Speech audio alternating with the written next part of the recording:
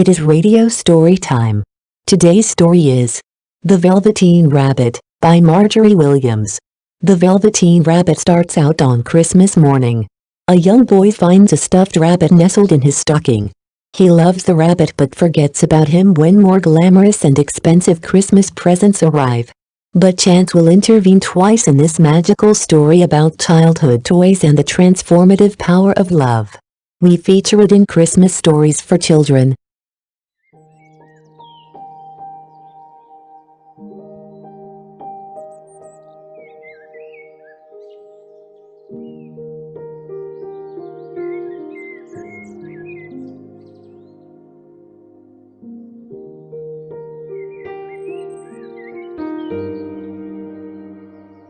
There was once a Velveteen Rabbit, and in the beginning he was really splendid.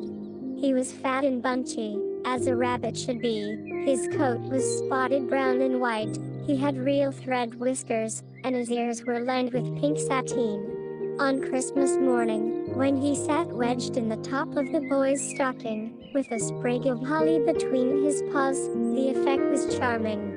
There were other things in the stocking, nuts and oranges and a toy engine, and chocolate almonds and a clockwork mouse, but the rabbit was quite the best of all.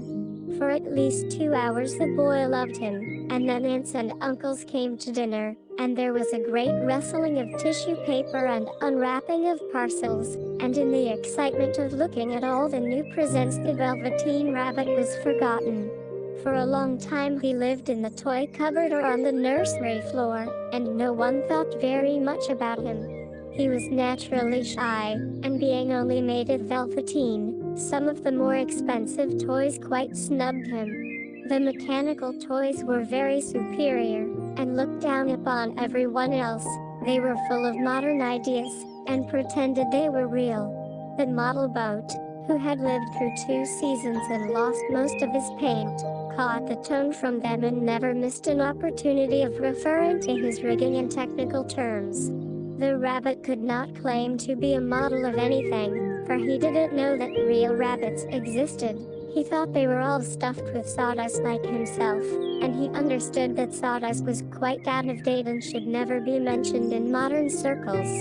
Even Timothy, a jointed wooden lion, who was made by the disabled soldiers, and should have had broader views, put on airs and pretended he was connected with government. Between them all the poor little rabbit was made to feel himself very insignificant and commonplace, and the only person who was kind to him at all was the skin horse. The skin horse had lived longer in the nursery than any of the others. He was so old that his brown coat was bald in patches and showed the seams underneath, and most of the hairs in his tail had been pulled out to string bead necklaces. He was wise, for he had seen a long succession of mechanical toys arrive to boast and swagger, and by break their mainsprings and pass away, and he knew that they were only toys, and would never turn into anything else. For nursery magic is very strange and wonderful, and only those playthings that are old and wise and experienced like the skin horse understand all about it. What is real? Asked the rabbit one day, when they were lying side by side near the nursery fender, before Nana came to tidy the room. Does it mean having things that buzz inside you and a stick-out handle? Real isn't how you are made, said the skin horse. It's a thing that happens to you. When a child loves you for a long, long time, not just to play with, but really loves you, then you become real. Does it hurt? Asked the rabbit. Sometimes, said the skin horse, for he was always truthful. When you are real you don't mind being hurt. Does it happen all at once, like being wound up, he asked, or bit by bit? It doesn't happen all at once, said the skin horse. You become. It takes a long time. That's why it doesn't often happen to people who break easily, or have sharp edges, or who have to be carefully kept. Generally, by the time you are real, most of your hair has been loved off and your eyes drop out and you get loose in the joints and very shabby. But these things don't matter at all, because once you are real you can't be ugly, except to people who don't understand. I suppose you are real. said the rabbit. And then he wished he had not said it, for he thought the skin horse might be sensitive. But the skin horse only smiled. The boy's uncle made me real, he said. That was a great many years ago, but once you are real you can become unreal again. It lasts for always. The rabbit sighed. He thought it would be a long time before this magic called real happened to him. He longed to become real, to know what it felt like, and yet the idea of growing shabby and losing his eyes and whiskers was rather sad. He wished that he could become it without these uncomfortable things happening to him. There was a person called Nana who ruled the nursery. Sometimes she took no notice of the playthings lying about, and sometimes, for no reason whatever, she went swooping about like a great wind and hustled them away in cupboards. She called this tidying up, and the playthings all hated it, especially the tin ones. The rabbit didn't mind it so much, for wherever he was thrown he came down soft. One evening, when the boy was going to bed, he couldn't find the china dog that always slept with him. Nana was in a hurry, and it was too much trouble to hunt for china dogs at bedtime, so she simply looked about her, and seeing that the toy cupboard door stood open, she made a swoop. "Here," she said, "take your old bunny. He'll do to sleep with you." And she dragged the rabbit out of by one ear, and put him into the boy's arms. That night, and for many nights after, the Velveteen Rabbit slept in the boy's bed. At first he found it rather uncomfortable, for the boy hugged him very tight, and sometimes he rolled over on him, and sometimes he pushed him so far under the pillow that the rabbit could scarcely breathe. And he missed, too, those long moonlight hours in the nursery, when all the house was silent, and his talks with his skin horse. But very soon he grew to like it, for the boy used to talk to him, and made nice tunnels for him under the bedclothes that he said were like the burrows the real rabbits lived in. And they had splendid games together, in whispers, when Nana had gone away to her supper and left the night light burning on the mantelpiece. And when the boy dropped off to sleep, the rabbit would snuggle down close under his little warm chin and dream, with the boy's hands clasped close round him all night long. And so time went on, and the little rabbit was very happy, so happy that he never noticed how his beautiful velveteen fur was getting shabbier and shabbier, and his tail coming unsewn, and all the pink rubbed off his nose where the boy had kissed him. Spring came, and they had long days, and the Velveteen Rabbit is happy and love-a-jordan, for wherever the boy went the rabbit went too. He had rides in the wheelbarrow, and picnics on the grass, and lovely fairy huts built for him under the raspberry canes behind the flower border. And once, when the boy was called away suddenly to go out to tea, the rabbit was left out on the lawn until long after dusk, and Nana had to come and look for him with the candle because the boy couldn't go to sleep unless he was there. He was wet through with the dew and quite earthy from diving into the burrows the boy had made for him in the flower bed, and Nana grumbled as she rubbed him off with a corner of her apron. "You must have your old bunny," she said. "Fancy all of it fuss for a toy." The boy sat up in bed and stretched out his hands. "Give me my bunny," he said. "You mustn't say that. He isn't a toy. He's real." When the little rabbit heard that, he was happy, for he knew that what the skin horse had said was true at last. The nursery magic had happened to him, and he was a toy no longer. He was real. The boy himself had said it. That night he was almost too happy to sleep, and so much love stirred in his little sawdust heart that it almost burst. And into his boot-button eyes, that had long ago lost their polish, there came a look of wisdom and beauty, so that even Nana noticed it the next morning when she picked him up, and said, "I declare if that old bunny hasn't got quite a knowing expression." That was a wonderful summer.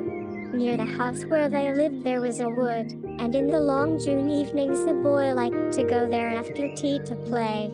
He took the Velveteen Rabbit with him, and before he wandered off to pick flowers, or play at brigands among the trees, He always made the rabbit a little nest somewhere among the bracken, where he would be quite cozy, for he was a kind-hearted little boy and he liked Bunny to be comfortable.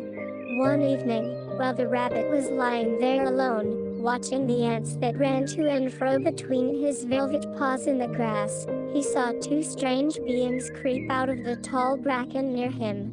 They were rabbits like himself, but quite furry and brand new. They must have been very well the Velveteen Rabbit plays outside made, for their seams didn't show at all, and they changed shape in a queer way when they moved. One minute they were long and thin and the next minute, fat and bunchy, instead of always staying the same like he did. Their feet padded softly on the ground, and they crept quite close to him, twitching their noses, while the rabbit stared hard to see which side the clockwork stuck out, for he knew that people who jump generally have something to wind them up. But he couldn't see it. They were evidently a new kind of rabbit altogether. They stared at him, and the little rabbit stared back. And all the time their noses twitched. "Why don't you get up and play with us?" one of them asked. "I don't feel like it," said the rabbit, for he didn't want to explain that he had no clockwork. "Huh?" said the furry rabbit. "It's as easy as anything." And he gave a big hop sideways and stood on his hind legs. "I don't believe you can," he said. "I can," said the little rabbit. "I can jump higher than anything." He meant when the boy threw him, but of course he didn't want to say so. "Can you hop on your hind legs?" asked the furry rabbit. That was a dreadful question, for the Velveteen Rabbit had no hind legs at all. The back of him was made all in one piece, like a pincushion. He sat still in the bracken, and hoped that the other rabbits wouldn't notice. "I don't want to," he said again. But the wild rabbits have very sharp eyes, and this one stretched out his neck and looked. "He hasn't got any hind legs," he called out. "Fancy a rabbit without any hind legs." And he began to laugh. "I have," cried the little rabbit. "I have got hind legs. I am sitting on them." "Then stretch them out and show me, like this," said the wild rabbit. And he began to whirl round and dance, till the little rabbit got quite dizzy. "I don't like dancing," he said. "I'd rather sit still."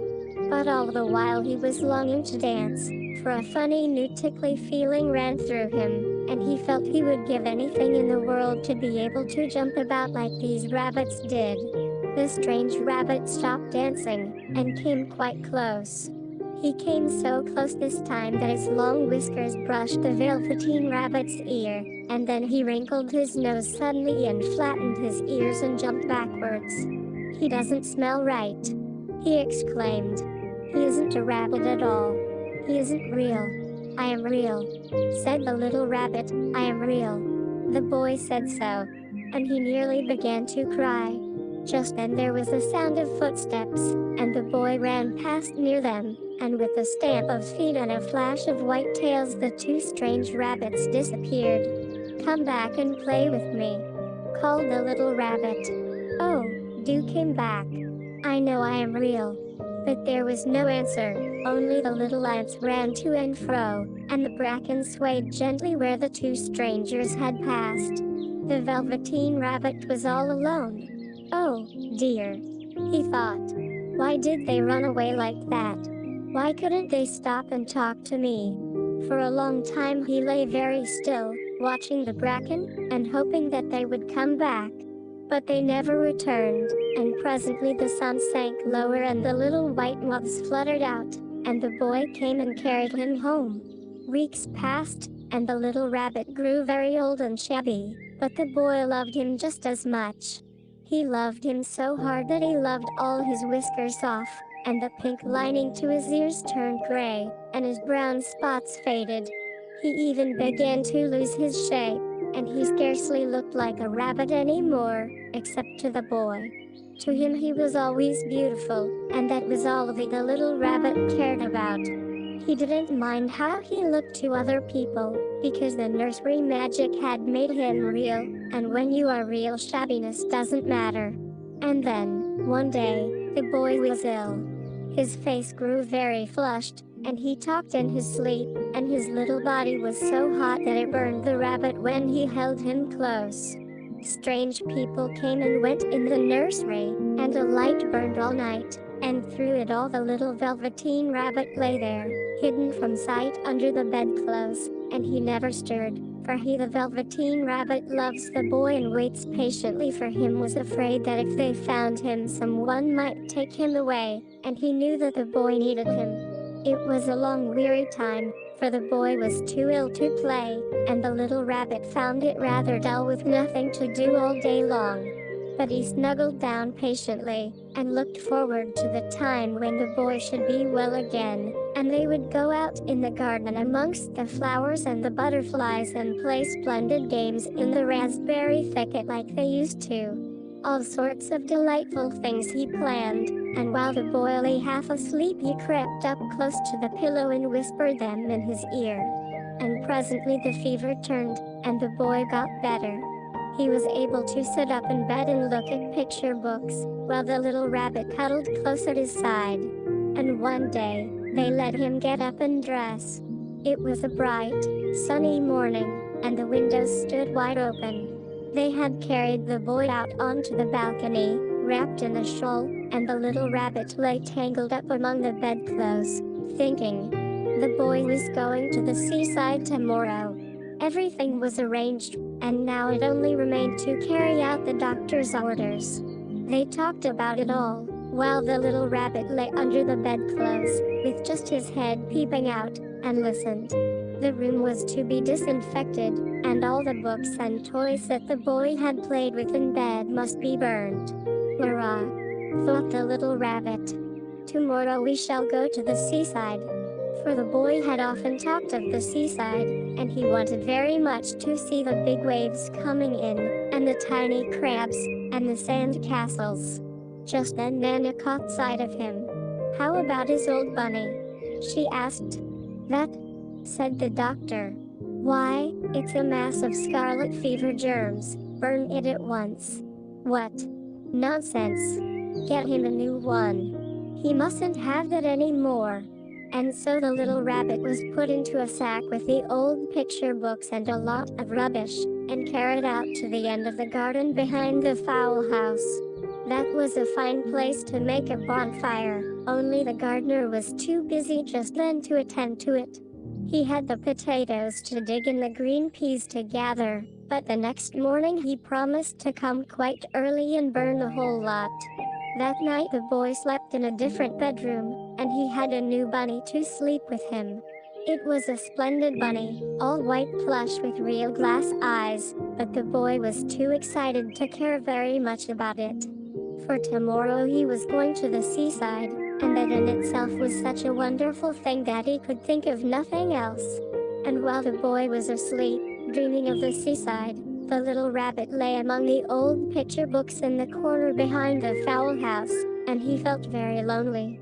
The sack had been left untied, and so by wriggling a bit he was able to get his head through the opening and look out. He was shivering a little, for he had always been used to sleeping in a proper bed, and by this time his coat had worn so thin and threadbare from hugging that it was no longer any protection to him.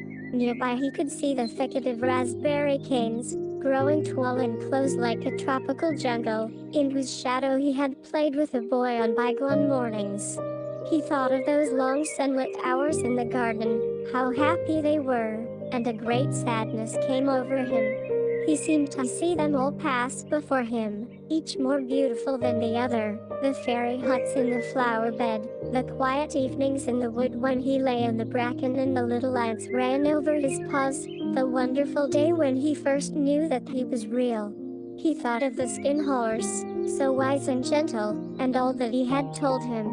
Of what use was it to be loved and lose one's beauty and become real if it all ended like this? And a tear, a real tear, trickled down his little shabby velvet nose and fell to the ground. And then a strange thing happened. For where the tear had fallen a flower grew out of the ground, a mysterious flower, not at all like any that grew in the garden.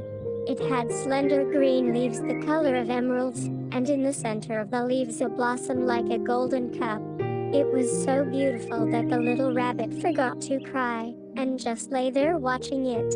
And presently the blossom opened, and out of it there stepped a fairy. She was quite the loveliest fairy in the whole world. Her dress was of pearl and dewdrops, and there were flowers round her neck and in her hair, and her face was like the most perfect flower of all.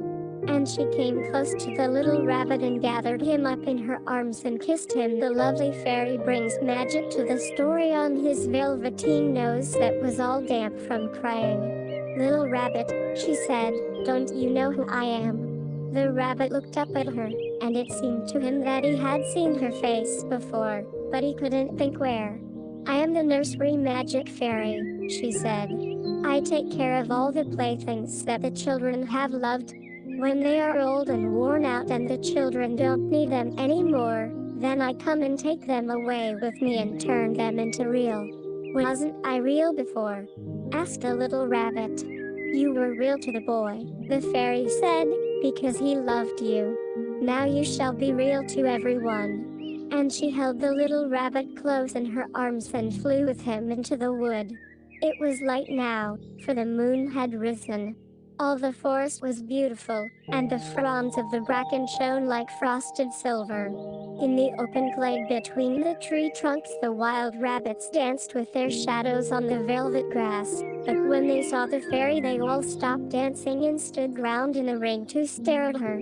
"I've brought you a new playfellow," the fairy said.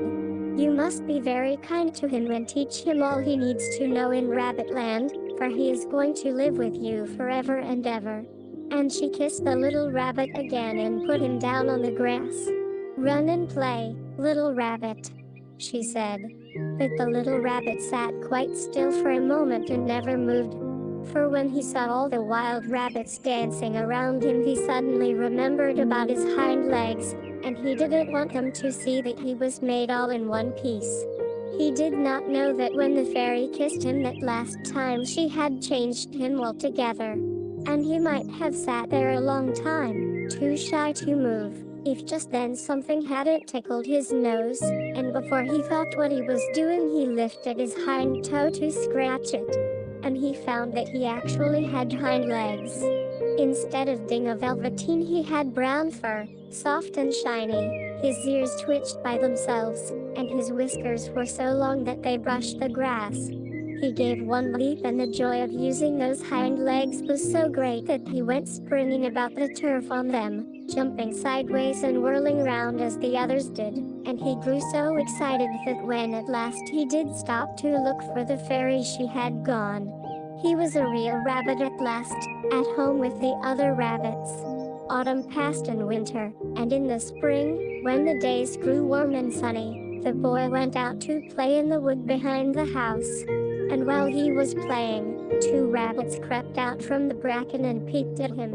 One of them was brown all over, but the other had strange markings under his fur, as though long ago he had been spotted, and the spots still showed through. And about his little soft nose and his round black eyes there was something familiar, so that the boy thought to himself, "Why, he looks just like my old bunny that was lost when I had scarlet fever." But he never knew that it really was his own bunny, come back to look at the child who had first helped him to be real.